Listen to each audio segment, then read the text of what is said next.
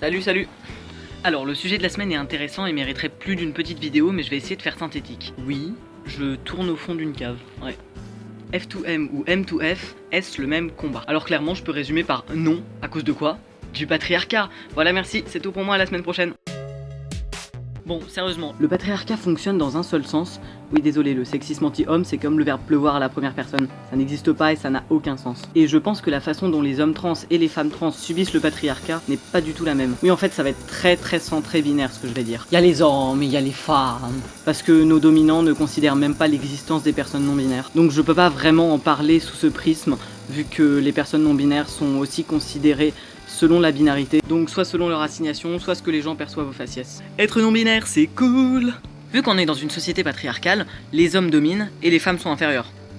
En gros, une personne assignée garçon qui a une identité féminine est vue comme une perte de virilité qui s'abaisse au niveau de la femme, alors qu'une personne assignée fille qui a une identité masculine, c'est vu comme de l'ambition parce que ça représente une élévation sociale au niveau de l'homme. C'est un peu le même principe avec l'homosexualité. On blâme les cis-gays de prendre leurs pieds avec des pénis, donc de jouer le rôle de la femme hétéro, d'où l'idée de dégradation, alors que les femmes lesbiennes sont non pas blâmées de coucher entre vulves, mais de ne pas prendre leurs pieds avec des pénis. C'est pas une comparaison avec la transitude, rien à voir, c'est une analogie avec l'application du patriarcat et de son fonctionnement. Donc par rapport à ce que je disais avant, être affable et être perçu comme une femme et s'habiller comme un homme, ce n'est pas une honte, c'est même normal au 21e siècle parce que les tenues masculines sont devenues neutres. Comme l'emploi en français du masculin pour désigner le neutre d'ailleurs. Alors que les personnes amables, perçues comme hommes, qui s'habillent fémininement, sont rendues honteuses parce que c'est comme si elles faisaient une entorse à leur sainte virilité si fragile pour jouer le terrible rôle humiliant d'être une femme. Ne serait-ce que les termes courants utilisés pour désigner ces personnes. Dans le premier cas, on a tomboy, garçon manqué, camionneuse. C'est pas hyper flatteur, mais dans l'autre cas,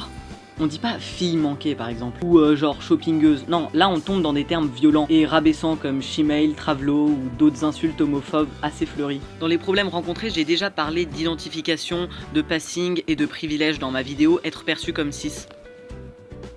Oui, je fais de la pub pour mes propres vidéos, oui. Et honnêtement, j'aime pas dire ça, mais j'ai l'impression que c'est plus facile de passer en étant un homme trans qu'une femme trans à partir du moment où on est hormoné. En prenant de la testo, il y a rapidement des effets physiques qui confèrent directement un bon passing. La voix grave et la pilosité faciale, rien que ça, c'est souvent décisif pour être identifié comme homme. Et ça, c'est justement un problème que peuvent rencontrer des femmes trans. Parce que estrogène, progestérone, ça aide, mais ça donne pas par magie le passing voulu. Oui, je fais des grosses généralités, mais ça fonctionne un peu comme ça et c'est pas joyeux à dire. Globalement, au-delà de toutes les difficultés rencontrées à cause du patriarcat, il y a des tas de petits trucs chiants qui rendent la transition M2F plus difficile que F2M. Pour ce qui est des opérations, c'est un peu le contraire. La chirurgie génitale est beaucoup plus au point pour les M2F que pour les F2M. Genre, la vaginoplastie est beaucoup plus réussie que la méta ou la phalloplastie. On arrive mieux à créer un néo-vagin qu'un néo-pénis. Du coup, les offres d'opération pour les hommes trans sont moins convaincantes, ce qui induit qu'ils y ont moins recours et qu'ils doivent avoir une approche différente de leur propre corps. Ils doivent dealer différemment avec leur rapport à leurs organes génitaux. Ah, et puis ils ont aussi une injonction plus courante à devoir consulter des gynécologues. Les personnes nées avec un vagin, une vulve et ou un utérus sont beaucoup poussées à avoir des gynécos et pour un mec trans, ça peut être angoissant. Du coup, j'en profite pour balancer un lien de gynéco ouvert aux personnes trans et safe sur d'autres choses comme pour les personnes grosses, pour les personnes racisées, etc. Si ça intéresse quelqu'un, je le mets en description. Alors que les hommes cis et généralement les femmes trans reçoivent pas vraiment d'injonction à avoir un andrologue. Et les femmes trans qui ont un vagin en ont moins besoin et surtout n'ont pas cette pression. Dans les différents combats, on a aussi l'exposition médiatique dont j'ai déjà parlé dans ma vidéo sur la visibilité des personnes trans.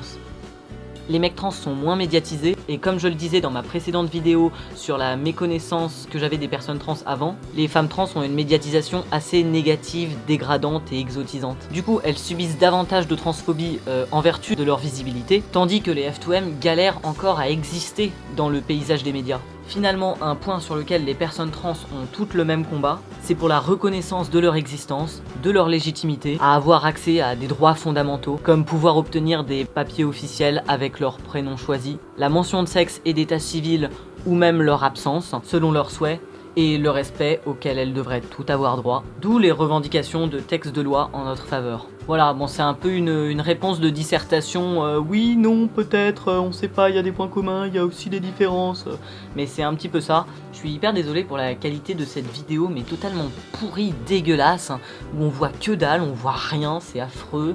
Le son est tout pourri, je suis dans une cave sombre et c'est très désagréable d'utiliser le flash, la lumière qu'émet l'appareil photo envers moi pour qu'on me voie. Donc je préfère qu'on m'écoute dans l'obscurité plutôt qu'être dérangé par cette lumière horrible et qu'on voit mon beau visage. Voilà, des petits bisous à tout le monde. Là, je suis carrément rouge, c'est dégueulasse. Bon combat à toutes les personnes trans, non-binaires, intersexes, etc. On mérite tous les mêmes droits et d'avoir la vie un peu moins difficile à cause des cis et du foutu patriarcat. Blablabla.